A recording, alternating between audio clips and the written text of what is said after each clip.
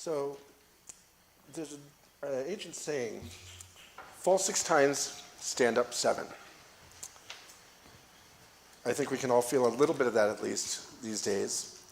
But I'm going to give you a few different vignettes here to speak to that saying, as well as a few others. So there might be a little bit of platitude in this one, so I apologize in advance.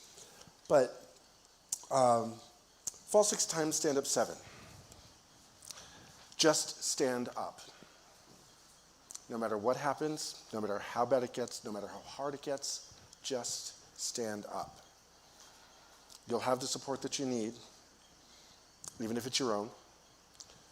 But if you just stand up, then you can start moving forward. Life throws us a lot of curveballs. I think about my own experience with, let's say, a vehicle. My previous car to the one that I have now was stolen the first time,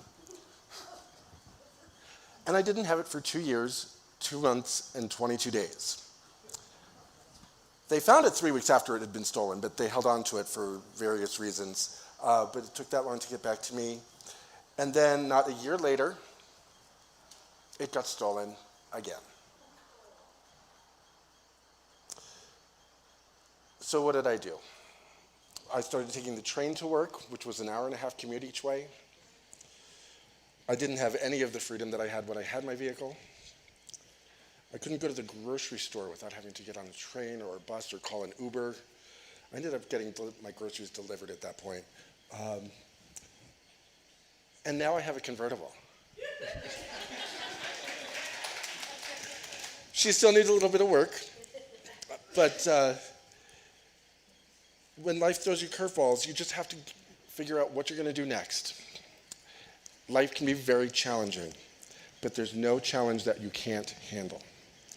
You just have to look at things a little bit differently sometimes, get a little bit of a different perspective. I hate taking the train, but right now I'm still taking it to work twice a week, even though I have the car, just because it makes sense to do it that way. So when life gives you lemons, well, I make ice cream. Now I make a lot of it. It started about 2 years ago. A friend of ours, who a lot of you know very well, Dory Furman, gave me an ice cream maker out of her kitchen. Unfortunately, she didn't know that it was broken. But that got me on a mission. I was bound and determined I was going to make ice cream, and so I made my first batch of vanilla ice cream 2 summers ago, 2 summers ago. Now I make chocolate, vanilla, coffee, strawberry sorbet, raspberry sorbet, cookies and cream, strawberry balsamic ice cream, that's really good, and a whole host of others. In fact, I just bought myself a little card. I'm going to start marketing it. But sometimes things just aren't expected, whether they're good or bad or otherwise. If you just keep an open mind, anything's possible. Yet life still throws its curveballs and its challenges at us, and into, what doesn't kill you makes you stronger. I've been doing a lot of studying for myself and my own education and knowledge about my ADHD that I was diagnosed with as an adult 2 years ago. I'm still learning and reading a lot. Unfortunately, I don't find a lot of encouraging information, but I find a lot of information about deficiencies and smaller brain parts and a whole lot of really good reasons to understand why I think differently than a lot of other people. But I don't find anything that says, here's where I'm better, and here's where I excel. Because people with ADHD, or any learning difference for that matter, certainly have at least something that they're really, really, really good at. A lot of times that's resiliency or adaptability. I was a teacher for 5 years, and I had a student who came to me who was a straight A student as a junior in high school. And I worked at a facility for troubled kids. We found out that she was functionally illiterate. A straight A student in the public school system who was functionally illiterate. How does that happen? Well, adaptability, resilience. This girl could get anyone to do anything for her. Not because she was manipulative, just because she was that damn good. But she used those skills because she never learned to read. Nobody ever taught her. And she managed to get straight A's in school, in honors programs for that matter, because she used what skills she had. Nobody recognized those. Everybody wanted to look at her and say, oh, she's illiterate. Oh, she's this. Oh, she's that. Oh, she had, a really bad relationship with this boyfriend who got his head shot in front of her. But she had all this other stuff. If you capitalize on what you have and capitalize on what you thrive at, you can do anything and overcome any obstacle that's put in front of you.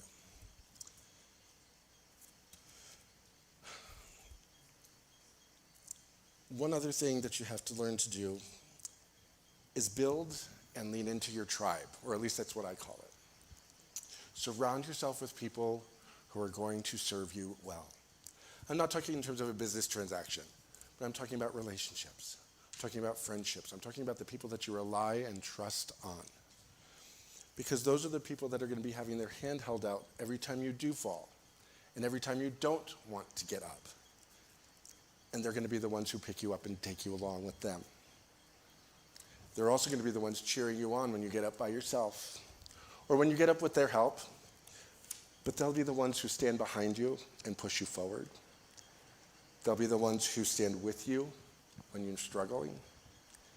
And when you can't move anywhere, they'll be the ones to drag you along, kicking and screaming, to wherever you need to go, because maybe they know a little bit better sometimes. My tribe is filled with amazing people because of their talents, because of their gifts, because of their empathy. I have no idea how I got surrounded with so many incredible individuals, but I know that I lean on them a lot. And I hope that they get something from me too, but that's not the point. The point is that I have this incredible group of people who, no matter what, I know I'm going to be okay. Because there are any number of them that I could call at 3 a.m. when I've been arrested and I'm in jail and say, can you come pick me up? My car got towed and I'm in jail and I need a ride home. True story, it actually did happen once.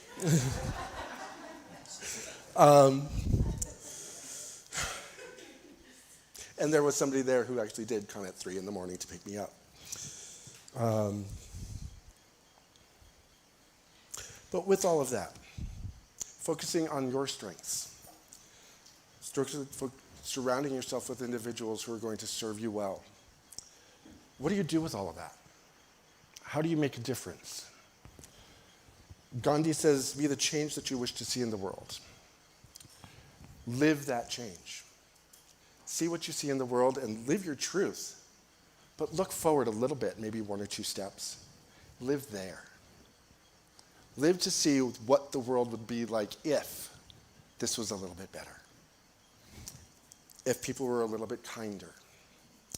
If people were a little bit more understanding. If we start living that way, then we'll influence others and then they'll start doing the same thing.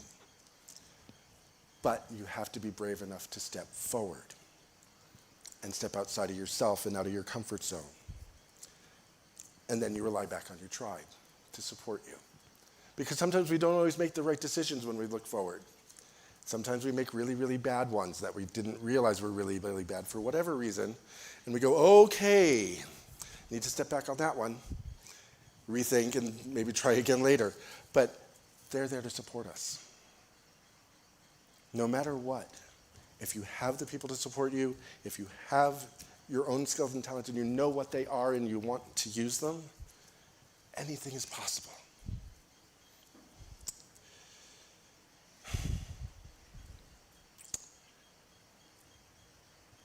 What I'm getting down to is growth. We all have the opportunity to grow every day. But growth doesn't happen without change. And in order to change doesn't happen without challenge. And those are really hard times. If we're challenged, how do we recognize that and actually step forward into change? We do that with using the resources that we have, with using the resiliency that we've developed. with leaning on our tribe. Challenge doesn't happen without bravery, because you have to be brave enough to see that something's wrong before you try and fix it. Bravery doesn't happen without hope. That's a really important one. Without hope, there's no chance that you're ever going to step forward and be brave. You have to hope for something better. And hope gets challenged a lot. There's all kinds of media out there saying that hope doesn't exist and it's not worth it, and don't have expectations because that's how you get hurt. Well, having those expectations is also what brings you joy when they come true. So make sure to hold on to hope and share that hope and those expectations with those you love. Because hope doesn't happen without love.